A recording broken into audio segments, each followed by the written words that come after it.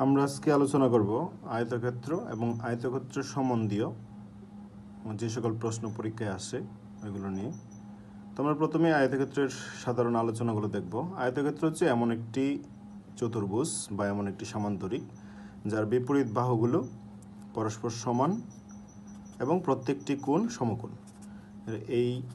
এটা যদি এ বাহু হয় তাহলে এই পাশেরটা এ বাহু হবে, যদি এটা বি বাহু হয় তাহলে এর বিপরীত বাহুটা সমান সমান হবে এবং এর প্রত্যেকটি কোণ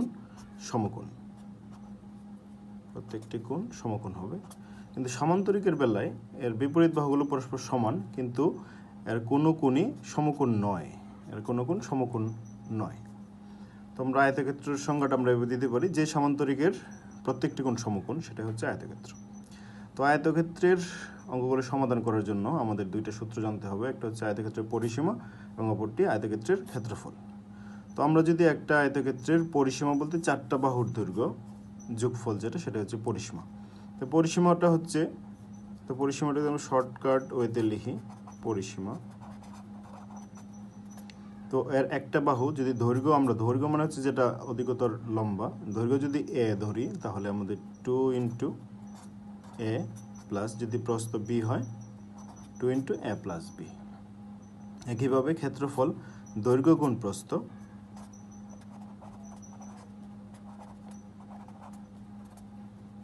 এ ইন্টু বি। শুধুমাত্র পরিসীমার বেলায় এর এককটা হবে একক, যদি মিটার হয় তাহলে মিটার, সেন্টিমিটার থাকলে সেন্টিমিটার, কিন্তু ক্ষেত্রফলের বেলায় বর্গ একক বা বর্গ মিটার, বর্গ সেন্টিমিটার এভাবে আমাদের প্রকাশ করা লাগবে।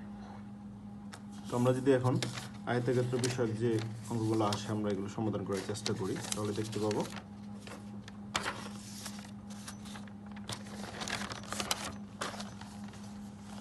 একটি আয়তক্ষেত্রের সন্নিহিত বাহুদ্বয়ের দৈর্ঘ্য, সন্নিহিত বলতে বোঝায় একটার পাশের আরেকটা, বাহুদ্বয়ের দৈর্ঘ্য 4 সেন্টিমিটার এবং 3 সেন্টিমিটার হলে অর্ধ পরিসীমা কত? তো আমাদের প্রথমেই এর পরিসীমা বের করা লাগবে, তারপর পরিসীমার অর্ধেক মানে হচ্ছে অর্ধ পরিসীমা আমরা বের করব। তো আমরা যদি একটা আয়তক্ষেত্র আঁকার চেষ্টা করি, এটা যদি একটা আয়তক্ষেত্র হয় তাহলে সন্নিহিত যদি এটা 4 সেন্টিমিটার হয়, এই 4 সেন্টিমিটার সাতের বাহু 3 সেন্টিমিটার হবে, বা এই পাশেরটা 3 সেন্টিমিটার হবে। যদি এটা 3 হয় তাহলে আয়তক্ষেত্রের এই বাহুটার দৈর্ঘ্য 3 হবে, যদি দৈর্ঘ্য 4 হয় তার বিপরীত দিকে এটাও 4 হবে। তো আমাদের প্রথম কাজ হচ্ছে এর পরিসীমা বের করা। তো আমরা জানি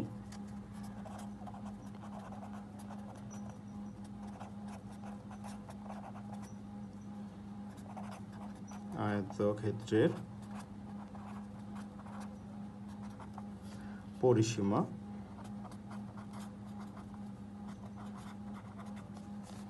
is equal to 2 ইন্টু দৈর্ঘ্য প্লাস প্রস্থ। তো এখানে দৈর্ঘ্য কত দেওয়া আছে? 4 যোগ 3 সেন্টিমিটার, 4 3 7 14 সেন্টিমিটার। সুতরাং অর্ধ পরিসীমা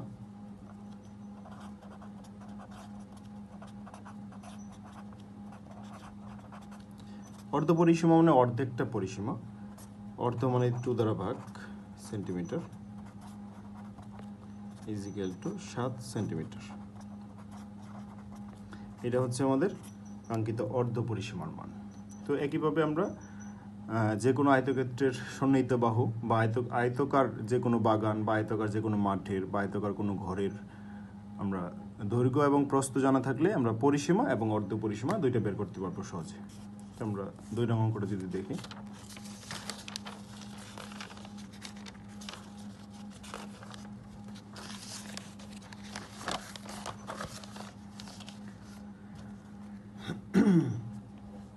একটি আয়তাকার বাগানের দৈর্ঘ্য 9 মিটার এবং প্রস্থ 8 মিটার হলে ওই বাগানের ক্ষেত্রফল কত?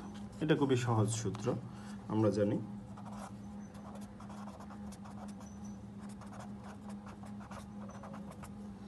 আয়তাকার বাগানের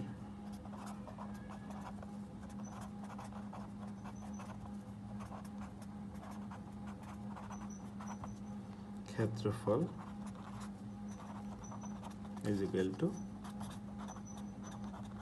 দৈর্ঘ্য গুণন প্রস্থ বর্গ একক। তো দৈর্ঘ্য দেওয়া আছে কত 9 মিটার এবং প্রস্থ দেওয়া আছে 8 মিটার। এককটা হবে কি বর্গ মিটার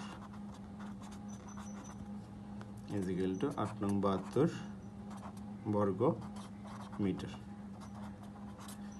এভাবে অনেক সময় আমাদের ক্ষেত্রফলটা দেওয়া থাকে আমাদের দৈর্ঘ্য বা প্রস্থ বের করার লাগে একই সূত্র একইভাবে, শুধু আমাদের ক্ষেত্রফলের জায়গায় আমরা ক্ষেত্রফলটা বসাবো, দৈর্ঘ্য এবং প্রস্থ যদি বের করতে বলে এখান থেকে দৈর্ঘ্য বা প্রস্থ বের করব। যদি দৈর্ঘ্যটা এই পাশে থাকে বাম পক্ষে পাঠিয়ে দিলে এই ক্ষেত্রফলের নিচে এসে ভাগ হয়ে যাবে। মানে এটা হচ্ছে এমন দৈর্ঘ্য গুণন প্রস্থ সমান ক্ষেত্রফল।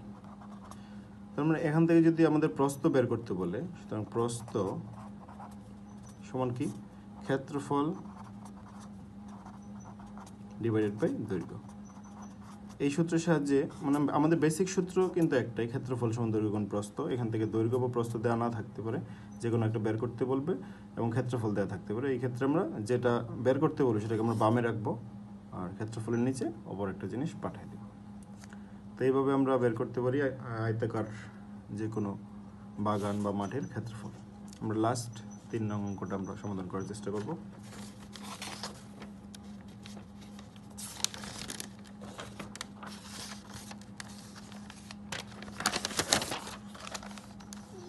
একটি আয়তাকার